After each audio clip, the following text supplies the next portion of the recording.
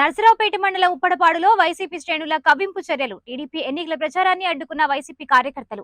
లావు Srikrishnadevarayalu, doctor Chadalavada Aravindababu ప్రచార రథంపై రాళ్ల దాడి. గ్రామంలో ప్రచారం చేయకూడదని వైసీపీ జెండాలు ఊపుతూ అడ్డగింత. పోలీసుల జోక్యంతో సర్దుమరిగిన వివాదం. కొనసాగిన ప్రచారం. టీడీపీ, జనసేన, బీజేపీ ఉమ్మడి ప్రణాళికలో ఇవాళ ఉప్పలపాడు గ్రామాన్ని మరి ఎలక్షన్ ప్రచారం చేయడానికి ఎంపీ గారు, అదేవిధంగా మరి ఎమ్మెల్యే క్యాండిడేట్ అరవిందబాబు కూడా రావడం జరిగింది. మరి ర్యాలీ అంతా కూడా చాలా ప్రశాంతంగా ఉంది.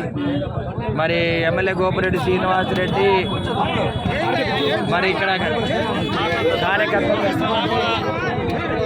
కార్యకర్తలు రెచ్చగొట్టి మమ్మల్ని అడిగించడం జరిగింది. మరి అంతా ప్రశాంతంగా జరిగిపోయింది. ఎందుకంటే ఏ గ్రామాలకు వెళ్ళినా వైసీపీ వాళ్ళు వెళ్ళినా టీడీపీ వాళ్ళు వెళ్ళినా ఎవరు వివాదం ఎందుకు స్టార్ట్ అయింది?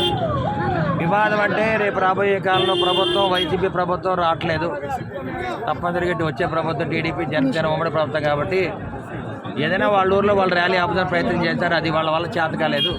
తప్పనిసరిగా ఏ గ్రామంలో అయినా ఇత పరిస్థితులు ఉండకూడదు. ప్రజాస్వామ్యాన్ని కాపాడాలి. భవిష్యత్తులో కూడా పోలీసుల సహకారం ఎలా ఉందండి?